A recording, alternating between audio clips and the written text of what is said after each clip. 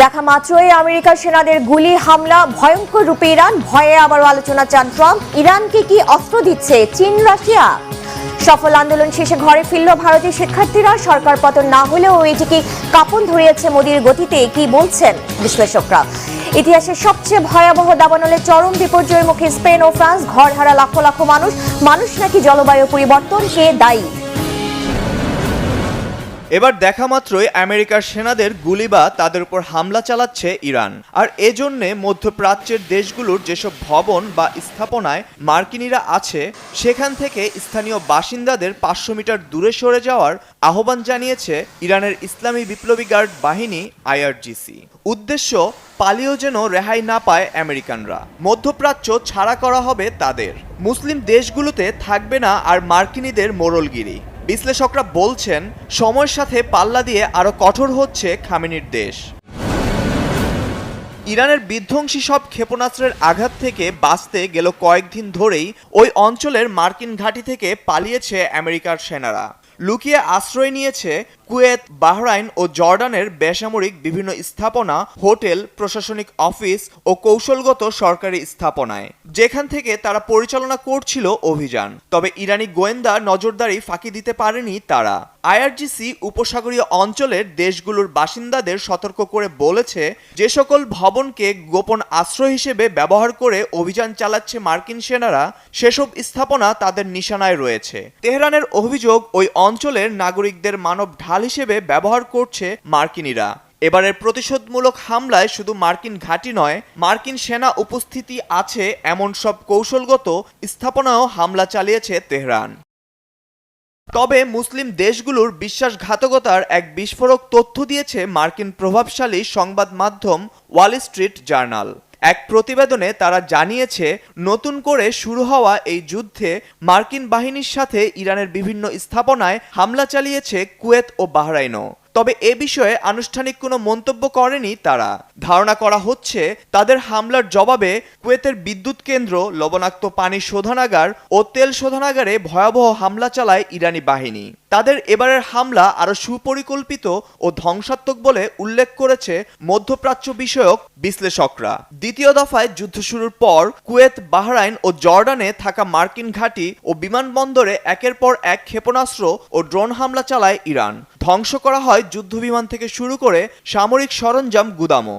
এমনকি ইরানের এসব হামলায় শতাধিক মার্কিন সেনা হতাহতের পর পুরো অনিরাপদ হয়ে পড়ে এসব মার্কিন সেনাঘাঁটি।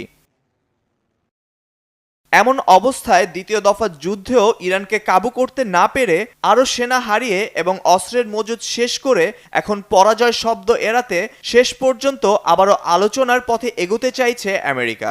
ইরানে বড় ধরনের হামলার পরিকল্পনা করেও শেষ মুহূর্তে বরাবরের মতো মত পাল্টান মার্কিন প্রেসিডেন্ট ডোনাল্ড ট্রাম্প। বলেন, তেহরানের সাথে আলোচনা চলছে। তার দাবি, আপাতত বড় হামলার পরিকল্পনা স্থগিত করলেও প্রস্তুত আছে মার্কিন বাহিনী।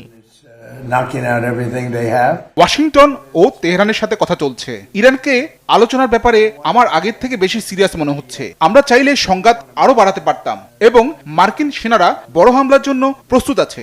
তবে আমি আলোচনার মাধ্যমে সমস্যার সমাধান করতে চাই। মধ্যপ্রাচ্যের মধ্যস্থতাকারীদের যুদ্ধ বন্ধের দৌড়ঝাঁপে ওয়াশিংটনের সাথে বার্তা আদান প্রদানে রাজি হয়েছে ইরান। প্রায় 2 সপ্তাহের এই যুদ্ধে নতুন করে আলোচনার বিষয়টি জানিয়েছে দেশটির পররাষ্ট্রমন্ত্রী আব্বাস আরাকচি। তবে আরাকচি দাবি করেছেন, মধ্যস্থতাকারীদের মাধ্যমে বার্তা আদান প্রদান চলছে, তবে যথারীতি আমেরিকার প্রতি বিশ্বাস নেই ইরানের। যে কোনো আগ্রাসী আচরণের জবাব দেওয়ার হুঁশিয়ারিও দেন তিনি। বর্তমানে ইরান এবং যুক্তরাষ্ট্রের মধ্যে মধ্যস্থতার কোনো সমস্যা নেই। মধ্যস্থতাকারী আছেন, বার্তা আদান প্রদান হয় এবং মতামত একে অপরের কাছে পৌঁছায়। সমস্যা হলো যুক্তরাষ্ট্রের দৃষ্টিভঙ্গি। তারা ইরানকে জবরদস্তি করে সুবিধা আদায় করতে চাইছে, যা তেহরান মানবে না। আমরা হুমকিকে ভয় পাই না, চাপের ভারে নতি স্বীকার করব না এবং কোনো ভুল ভাষাও সহ্য করব না। ইরান ও আমেরিকা পাল্টা হামলা বন্ধ থাকলেও সংঘাতে জড়িয়েছে সৌদি আরব ও ইয়েমেনের ইরান সমর্থিত সশস্ত্র গোষ্ঠী হুতি বিদ্রোহীরা। সৌদি আরবের বিরুদ্ধে নৌ অবরোধ ঘোষণা করে এবং তেল ট্যাঙ্কারে হামলা চালায় তারা, যার জবাবে সৌদি নেতৃত্বাধীন জোট ইয়েমেনের হুতি নিয়ন্ত্রিত হুদেইদা বন্দর ও কামারান দ্বীপে বিমান হামলা চালায়। জবাবে সৌদি আরবের জিজান শহরে ক্ষেপণাস্ত্র হামলা চালিয়েছে হুথিরা। হামলার পর জিজান প্রদেশে জরুরি সতর্কতা জারি করেছে সৌদি কর্তৃপক্ষ। Naim Ahmed, Bangla vision news desk. এদিকে কিভাবে মধ্যপ্রাচ্য বা উপসাগরীয় অঞ্চলের মার্কিন ঘাঁটি এবং গুরুত্বপূর্ণ অবকাঠামোতে নিখুঁতভাবে হামলা চালাচ্ছে ইরান, কিভাবে তারা জানে কোথায় আছে মার্কিন সেনা? আন্তর্জাতিক বিশ্বে গেল কয়েকদিন ধরেই ঘুরপাক খাচ্ছে এমন প্রশ্ন। ব্রিটিশ সংবাদ মাধ্যম দি গার্ডিয়ান এক প্রতিবেদনে জানিয়েছে, চীন প্রযুক্তি আর রাশিয়া সরাসরি অস্ত্র সহায়তা দিচ্ছে ইরানকে। এরই মধ্যে মার্কিন গোয়েন্দারাও দাবি করেছে, সবশেষ 38 দিনের যুদ্ধের পরও ইরানের হাতে 70% ব্যালিস্টিক মিসাইল অক্ষত ছিল। আর এসব অস্ত্র কি ইরানের নিজস্ব ব্যবস্থাপনায় তৈরি, নাকি পেছনে আছে চীন রাশিয়া? শহীদ আরাফাতের ডেস্ক রিপোর্টে বিস্তারিত। চীনের প্রযুক্তি এবং রাশিয়ার কৌশল ব্যবহার করে উপসাগরীয় অঞ্চলের মার্কিন ঘাঁটি এবং গুরুত্বপূর্ণ অবকাঠামোতে নিখুঁতভাবে হামলা চালাচ্ছে ইরান। শুক্রবার ব্রিটিশ সংবাদ মাধ্যম দ্য গার্ডিয়ান এমন চাঞ্চল্যকর তথ্য দিয়েছে। কিন্তু শুধুই কি প্রযুক্তি আর কৌশলী পরিকল্পনা দিয়ে সহায়তা করছে চীন রাশিয়া, নাকি ইরানকে অস্ত্রও দিচ্ছে তাদের অন্যতম মিত্র দেশ দুটি? সম্প্রতি জর্ডানে ইরানের নিখুঁত হামলায় 3 মার্কিন সেনা নিহত এবং বেশ কয়েকটি ভবন ধ্বংসের পর এই প্রশ্ন নতুন করে জোরালো হয়েছে। ওই হামলার পর মার্কিন প্রতিরক্ষা দপ্তর পেন্টাগন নড়েচড়ে বসে। মার্কিন বিমান প্রতিরক্ষা ব্যবস্থা এবং ইরানের মিসাইল সক্ষমতা নিয়ে তদন্ত শুরু করে। পেন্টাগন এ পর্যন্ত কোনো কুলকিনারা না করতে পারলেও একাধিক বিশ্লেষকের বরাতে চাঞ্চল্যকর তথ্য দিয়েছে দ্য গার্ডিয়ান। তুলে এনেছে ইরানের প্রকৃত মিসাইল সক্ষমতা এবং দেশটির সামরিক সক্ষমতার উৎস। চলমান 14 দিনের সংঘাতে বাহরাইন, জর্ডান, কুয়েত, ইরাক সহ মধ্যপ্রাচ্যের ঘাঁটিতে ইরান পরিকল্পিতভাবে হামলা চালাচ্ছে। আমেরিকার শক্তিশালী বিমান প্রতিরক্ষা ব্যবস্থা তা থামাতে পারছে না। গার্ডিয়ানের বিশ্লেষণে উঠে এসেছে, ইরানের কাছে এমন মিসাইল রয়েছে যা শব্দের গতির চেয়ে কয়েক গুণ দ্রুত গতিতে আঘাত হানতে পারে, যা শক্তিশালী বিমান প্রতিরক্ষা ব্যবস্থা শনাক্ত করতে পারে না। পারলেও সেটি ভেদ করার সক্ষমতা রাখে তেহরানের ব্যালিস্টিক মিসাইল। কিন্তু কিভাবে তা সম্ভব? তেহরান ওয়াশিংটন 38 দিনের যুদ্ধের পর ইরানের সামরিক সক্ষমতা পুরোপুরি ধ্বংসের দাবি করেছিল যুক্তরাষ্ট্র। তবে মার্কিন গোয়েন্দাদের দাবি, ওই যুদ্ধের পরও ইরানের কাছে 70% ব্যালিস্টিক মিসাইল অক্ষত আছে। আর ওই মিসাইল ব্যবহারে সুনির্দিষ্ট দিক নির্দেশনা, কৌশলগত চালনা এবং সমন্বিত আক্রমণ পরিকল্পনায় চীন ও রাশিয়ার কাছে সহযোগিতা পায় ইরান। এটা কি যুক্তরাষ্ট্রের মতো শক্তিশালী দেশের ঘাঁটিগুলোতে হামলার জন্য যথেষ্ট? এখানেই আসে বড় প্রশ্ন। বিশেষজ্ঞদের কেউ কেউ বলছেন, চীন ও রাশিয়ার কাছ থেকে অস্ত্র সহায়তা পাচ্ছে ইরান, যদিও এর পেছনে কোনো প্রমাণ দেখাতে পারেননি তারা। এ নিয়ে তদন্ত বহাল রয়েছে। ইরানকে সাহায্য করছে চীন রাশিয়া। এর আগে মার্কিন প্রতিরক্ষা মন্ত্রী পিট হেগসেতো এমন দাবি করেছিলেন। তবে প্রতিরক্ষা মন্ত্রীর ওই দাবির বিরোধিতা করে মার্কিন প্রেসিডেন্ট ডোনাল্ড ট্রাম্প বলেন, চীনের প্রেসিডেন্ট শি জিনপিং এবং রুশ প্রেসিডেন্ট ভ্লাদিমির পুতিন ইরানের কাছে অস্ত্র বিক্রি করবেন না। এ বিষয়ে মার্কিন প্রেসিডেন্টকে আশ্বস্ত করেছেন তারা। এরপরও চীন এবং রাশিয়া অস্ত্র সরবরাহ করলে খারাপ পরিণতি ভোগ করতে হবে বলে হুঁশিয়ারি দেন মার্কিন প্রেসিডেন্ট ডোনাল্ড ট্রাম্প। ইসরায়েলকে স্বীকৃতি না দিলে পরমাণু শক্তি পাবে না সৌদি আরব। দুই দেশের মধ্যে কাগজে কলমে চুক্তি সই হওয়ার পরপরই হঠাৎ করে নাটকীয় শর্ত জুড়ে দিলেন মার্কিন প্রেসিডেন্ট ডোনাল্ড ট্রাম্প। সাফ জানালেন, পরমাণু সুবিধা পেতে হলে রিয়াদকে আগে তেল আবিবের সঙ্গে সম্পর্ক স্বাভাবিক করতে হবে, যোগ দিতে হবে আব্রাহাম অ্যাকর্ডে। অন্যদিকে সৌদি আরব শুরু থেকেই বলে আসছে, ফিলিস্তিনকে স্বাধীন রাষ্ট্র হিসেবে স্বীকৃতি না দেওয়া পর্যন্ত ইসরায়েলকে তারা মেনে নেবে না। আর ইসরায়েল কিছুতেই ফিলিস্তিনের স্বাধীনতা সহ্য করবে না। ফলে ট্রাম্পের শর্ত রিয়াদের পুরনো ফিলিস্তিন নীতির সম্পূর্ণ বিরুদ্ধে চলে গেল। সেক্ষেত্রে এখন প্রশ্ন হলো, চুক্তি বাঁচাতে ফিলিস্তিনকে ভুলে গিয়ে সৌদি আরব কি ইসরায়েলকে এবার স্বীকৃতি দেবে? আমরা এটা নিয়ে সরাসরি কথা বলিনি, কিন্তু কথাটা সবসময় পরিষ্কার ছিল। আমাদের জ্বালানি মন্ত্রী ক্রিস এটা জানতেন। এমনকি সৌদি আরবও জানতো যে তারা যদি আব্রাহাম অ্যাকর্ডে যোগ না দেয় তাহলে আমি এই চুক্তিটি করব না। তারা ভালো করে জানতো যে কংগ্রেসের অনুমোদন এবং বিভিন্ন বিষয় অনুসারে এই চুক্তি কার্যকর করতে হলে সৌদিকে আব্রাহাম অ্যাকর্ডে সই করতেই হবে। এই আব্রাহাম অ্যাকর্ড তো দারুণভাবেই সফল হয়েছে। তবে পরমাণু সুবিধা পেতে হলে আমরা তাদেরকে এই চুক্তিতে চাই। আমরা মনে করি এটা খুব ভালো একটি পদক্ষেপ। আমাদের বিশ্বাস আব্রাহাম অ্যাকর্ডই মধ্যপ্রাচ্যে শান্তি আনবে। সৌদির সঙ্গে চুক্তি হয়ে যাওয়ার পরেও ট্রাম্পের নতুন শর্ত চাপিয়ে দেওয়ার বিষয়টি নিয়ে শুরু হয়েছে আলোচনা সমালোচনা। বহুল আলোচিত আব্রাহাম অ্যাকর্ড হল আমেরিকার মধ্যস্থতায় ইসরায়েল এবং কয়েকটি আরব দেশের মধ্যে হওয়া একটি ঐতিহাসিক কূটনৈতিক চুক্তি। এর উদ্দেশ্য ছিল মধ্যপ্রাচ্যের পুরনো শত্রুতা ভুলে গিয়ে ইসরায়েলের সঙ্গে আরব দেশগুলোর সম্পর্ক স্বাভাবিক করা। 2022 সালে এই প্রক্রিয়ার মাধ্যমে সংযুক্ত আরব আমিরাত, বাহরাইন, মরক্কো ও সুদান ইসরায়েলকে আনুষ্ঠানিক রাষ্ট্র হিসেবে স্বীকৃতি দেয়। মূলত এই চুক্তির মাধ্যমে মধ্যপ্রাচ্যের রাজনীতিতে বৈধতা পায় দখলদার রাষ্ট্র ইসরায়েল।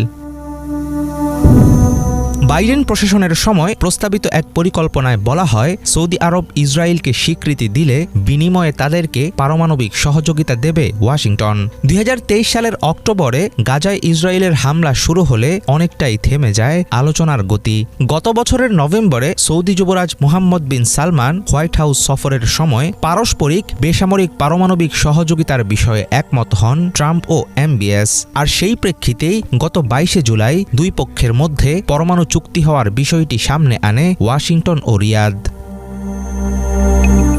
সৌদি আরবের মূল লক্ষ্য ছিল চুল্লি স্থাপন, ইউরেনিয়াম সমৃদ্ধকরণ এবং পরমাণু প্রযুক্তির মাধ্যমে দেশে বিদ্যুৎ উৎপাদন করা। মার্কিন কংগ্রেসের চূড়ান্ত অনুমোদনের পরই কাজ শুরু হওয়ার কথা ছিল। কিন্তু ট্রাম্পের দেয়া নতুন শর্তে ওয়াশিংটন ও রিয়াদের মধ্যে কূটনৈতিক দূরত্ব বৃদ্ধি পাবে বলে ধারণা বিশ্লেষকদের। তবে যুক্তরাষ্ট্রের সঙ্গে পরমাণু চুক্তি ভেস্তে গেলেও সৌদি আরবের সামনে বিকল্প পথ খোলা আছে। চীন, রাশিয়া ও ফ্রান্সের মতো পরাশক্তিগুলোর সাথে জোট বেঁধে নিজেদের পরমাণু শক্তি পূরণের সুযোগ পাবে রিয়াদ। তবে সেক্ষেত্রে আমেরিকার সঙ্গে দীর্ঘদিনের সামরিক ও কূটনৈতিক সম্পর্ক নিয়ে তৈরি হবে গভীর জটিলতা। যুক্তরাষ্ট্র ও সৌদি আরবের মধ্যে সম্প্রতি স্বাক্ষরিত 30 বছর মেয়াদী বেসামরিক পারমাণবিক সহযোগিতা চুক্তি ঘিরে মধ্যপ্রাচ্যের নিরাপত্তা পরিস্থিতি নিয়ে নতুন করে আলোচনা শুরু হয়েছে। চুক্তিটি কার্যকর হওয়ার আগে নির্ধারিত কিছু প্রশাসনিক ধাপ সম্পন্ন করতে হবে। এরপর 90 দিনের সময়সীমা অতিক্রম করলে এটি স্বয়ংক্রিয়ভাবে কার্যকর হবে। তবে বিশ্লেষকদের আশঙ্কা, এমন একটি অঞ্চলে যেখানে বহু দেশ ইতোমধ্যেই বিভিন্ন পর্যায়ের পারমাণবিক সক্ষমতা গড়ে তুলেছে, সেখানে নতুন এই উদ্যোগ ভবিষ্যতে পারমাণবিক অস্ত্র প্রতিযোগিতার ঝুঁকি বাড়িয়ে দিতে পারে। বর্তমানে মধ্যপ্রাচ্যে সবচেয়ে আলোচিত পারমাণবিক কর্মসূচি ইরানের। দেশটি দীর্ঘদিন ধরে দাবি করে আসছে তাদের কর্মসূচি পুরোপুরি শান্তিপূর্ণ এবং বিদ্যুৎ উৎপাদন, চিকিৎসা ও বৈজ্ঞানিক গবেষণার মতো বেসামরিক কাজে সীমাবদ্ধ। কিন্তু যুক্তরাষ্ট্র, ইসরায়েল এবং কয়েকটি পশ্চিমা দেশের অভিযোগ, এই কর্মসূচির আড়ালে তেহরান পারমাণবিক অস্ত্র তৈরির সক্ষমতা অর্জনের চেষ্টা করছে। 1957 সালে যুক্তরাষ্ট্রের অ্যাটমস ফর পিস উদ্যোগের আওতায় ইরানের পারমাণবিক কর্মসূচির সূচনা হলেও পরবর্তী সময়ে পাকিস্তানের সহায়তায় নাতানজ, ফোর্দো ও ইস্পাহানের মতো ইউরেনিয়াম সমৃদ্ধকরণ স্থাপনা গড়ে তোলে ইরান। মধ্যপ্রাচ্যের আরেকটি গুরুত্বপূর্ণ পারমাণবিক শক্তি হিসেবে বিবেচিত ইসরায়েল। দেশটি কখনোই আনুষ্ঠানিকভাবে পারমাণবিক অস্ত্র থাকার কথা স্বীকার বা অস্বীকার কোনোটাই করেনি। তবে বিভিন্ন আন্তর্জাতিক গবেষণা প্রতিষ্ঠান ও গোয়েন্দা মূল্যায়ন বলে ইসরায়েলের কাছে উল্লেখযোগ্য সংখ্যক পারমাণবিক ওয়ারহেড রয়েছে। দক্ষিণাঞ্চলের ডিমোনায় অবস্থিত শিমন পেরেজ নেগেভ নিউক্লিয়ার রিসার্চ সেন্টারকে দেশটির পারমাণবিক সক্ষমতার মূল কেন্দ্র হিসেবে দেখা হয়। ইসরায়েল পরমাণু অস্ত্র বিস্তার রোধ চুক্তি এনপিটি স্বাক্ষর না করায় আন্তর্জাতিক পরমাণু চুক্তি সংস্থার পূর্ণাঙ্গ তদারকির আওতায় নেই। সংযুক্ত আরব আমিরাত পারমাণবিক কর্মসূচির ক্ষেত্রে ভিন্ন একটি পথ অনুসরণ করেছে। 2009 সালে যুক্তরাষ্ট্রের সঙ্গে বিশেষ চুক্তির মাধ্যমে দেশটি অঙ্গীকার করে তারা নিজস্ব ইউরেনিয়াম সমৃদ্ধকরণ বা ব্যবহৃত জ্বালানি পুনঃপ্রক্রিয়াজাত করবে না। বারাকা পারমাণবিক বিদ্যুৎ কেন্দ্র বর্তমানে তাদের বেসামরিক পারমাণবিক কর্মসূচির কেন্দ্রবিন্দু এবং এটি আন্তর্জাতিক পরমাণু শক্তি সংস্থার কঠোর তদারকির আওতায় পরিচালিত হচ্ছে। তুরস্ক ও মিশরও বিদ্যুৎ উৎপাদনের লক্ষ্যে পারমাণবিক অবকাঠামো গড়ে তুলেছে। রাশিয়ার সহযোগিতায় নির্মিত তুরস্কের আক্কু পারমাণবিক বিদ্যুৎ কেন্দ্র দেশটির প্রথম বড় প্রকল্প। অন্যদিকে মিশরের আল দাবা কেন্দ্র নির্মাণাধীন রয়েছে এবং এটি চালু হলে দেশের বিদ্যুৎ উৎপাদনে বড় অবদান রাখবে। যদিও অতীতে উভয় দেশেই সামরিক পারমাণবিক কর্মসূচির আলোচনা ছিল, বর্তমানে তারা আন্তর্জাতিক চুক্তির আওতায় বেসামরিক কর্মসূচিতেই গুরুত্ব দিচ্ছে। ইরাক ও লিবিয়ার অভিজ্ঞতা সম্পূর্ণ ভিন্ন। সাদ্দাম হোসেনের আমলে ইরাক গোপনে পারমাণবিক অস্ত্র তৈরির চেষ্টা করে বলে অভিযোগ ওঠে। পরে ধারাবাহিক সামরিক হামলা ও আন্তর্জাতিক তদারকির ফলে তাদের পারমাণবিক কর্মসূচি কার্যত বিলুপ্ত হয়ে যায়।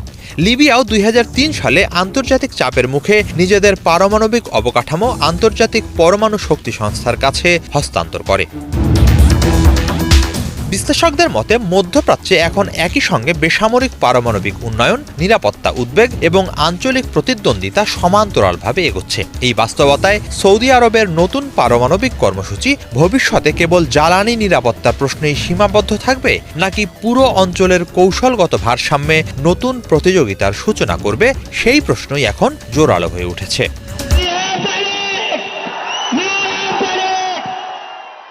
এই বিজয় তারুণ্যের, এই বিজয় দুর্নীতি দুঃশাসনের বিরুদ্ধে লাখো স্বপ্নবাজ তরুণের জয়। তারা জানান দিল, অনিয়ম দুর্নীতির শিকড় যত গভীরেই থাকুক না কেন তা উপড়ে ফেলার ক্ষমতা রাখে তারা জেনজি। তারা জানে মোবাইল থেকে চোখ তুলে কিভাবে ছেঁটে ফেলতে হয় দুর্নীতিবাজদের। তাই তো এই উল্লাস কেবল তাদেরই মানায়। শিক্ষামন্ত্রী ধর্মেন্দ্র প্রধান পদত্যাগের পর এভাবেই নিজের সহযোদ্ধাদের সাথে বিজয়ের আনন্দ ভাগ করে নেন ককরোচ পার্টি সিজেপির প্রতিষ্ঠাতা অভিজিৎ দীপকে। টানা 1.5 মাসেরও বেশি সময় ধরে ভারতের জেনজিদের আন্দোলনের মুখে শিক্ষামন্ত্রীর পদ থেকে সরে দাঁড়ালেন ধর্মেন্দ্র প্রধান। শিক্ষামন্ত্রীর পদত্যাগের দাবি নিয়ে মোদী সরকার আর ককরোচ জনতা পার্টি সিজেপির 3য় দফার আলোচনা শুরু হতে বাকি ছিল মাত্র 1.5 ঘন্টা। বৈঠকে দাবি মেনে নেওয়া হবে নাকি দাবি আদায়ে আরও জোরালো আন্দোলনে নামতে হবে তা নিয়ে যখন দ্বিধায় আন্দোলনকারীরা, ঠিক তখনই পদত্যাগের ঘোষণা দেন ধর্মেন্দ্র প্রধান। সামাজিক মাধ্যমে দেয়া পোস্টে তিনি জানান, ভারতের যুব সমাজের ন্যায়সঙ্গত দাবির প্রতি শ্রদ্ধা জানিয়ে সরে দাঁড়ালেন তিনি। গেল 10 দিন ধরে বিক্ষোভকারীদের ওপর সহিংসতার নানা ঘটনায় দুঃখ প্রকাশ করেন ধর্মেন্দ্র প্রধান। শিক্ষামন্ত্রীর পদত্যাগ ছাড়াও ভারতের মেডিকেল ভর্তি পরীক্ষা নিটের প্রশ্নপত্র ফাঁস ও পরীক্ষা বাতিলের পর আত্মহত্যা করা শিক্ষার্থীদের পরিবারকে 1 কোটি রুপি ক্ষতিপূরণ দেয়া এবং আন্দোলনে অংশ নেয়া শিক্ষার্থীদের বিরুদ্ধে দায়ের করা সব মামলা তুলে নেয়ার দাবি জানিয়েছিল সিজেপি।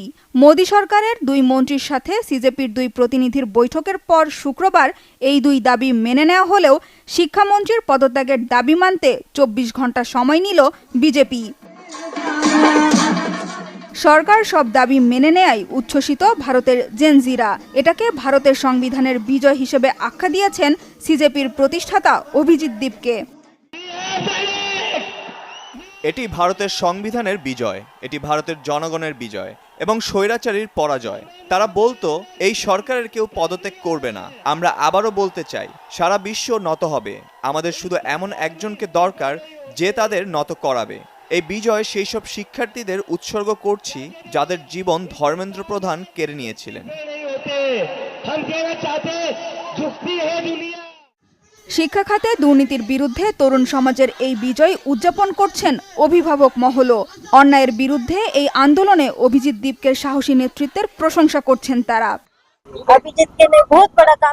অভিজিৎ দীপকে দারুণ কাজ করেছেন। ওর বয়স মাত্র 30 বছর। এই বয়সেই সে অসাধারণ কিছু অর্জন করেছে। আমি ওর জন্য খুবই গর্বিত। আন্দোলন সফল হওয়ায় সব আন্দোলনকারীদের ঘরে ফিরে যাওয়ার আহ্বান জানায় ককরোচ পার্টি। এরপরই খালি হয়ে গেল 1 মাসের বেশি সময় ধরে হাজারো বিক্ষোভকারীর প্রতিবাদ স্লোগানে মুখর থাকা যন্তর মন্তর।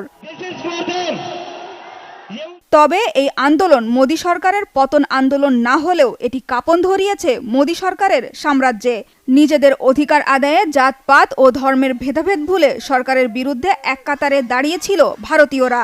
নিজেদেরকে এখন আর আলাদা কোনো জাতি বা ধর্মের অনুসারী নয়, বরং ভারতের সন্তান হিসেবেই ভাবছেন তারা। আর এতেই নড়বড়ে হয়ে পড়েছে নরেন্দ্র মোদীর স্বপ্নের হিন্দু রাষ্ট্র গড়ার ভিত। নরেন্দ্র মোদীর জনপ্রিয়তায়ও বড় আঘাত এনেছে ককরোচ পার্টির এই আন্দোলন। এই তেলাপোকারা জানিয়ে দিল, যা ইচ্ছা তা করে পার পাওয়ার দিন শেষ। দিন শেষ, ভবিষ্যতে সরকারের চাপিয়ে দেয়া যে কোনো অনিয়ম মুখ বুজে মেনে নেয়ার। তারা জানিয়ে দিল, জেনজিরা শুধু মোবাইলেই ডুবে থাকে না, বরং এই মোবাইল দিয়ে তারা গোটা দেশ, গোটা বিশ্বের খোঁজ খবর রাখে। প্রথমে শ্রীলঙ্কা, তারপর বাংলাদেশ ও নেপালের পর ভারতের জেনজিরা। তরুণ সমাজের এই সফল আন্দোলনের পর মোদী সরকারের মেয়াদের বাকি থাকা 3 বছর কতটা সফলতার সাথে কাটবে সেটাই এখন দেখার। পরবর্তী নির্বাচনে মোদী সরকারের এই স্বৈরাচারী মনোভাব বিজেপিকে কতটা বিপদে ফেলবে তা কেবল সময়ই বলে দিতে পারবে।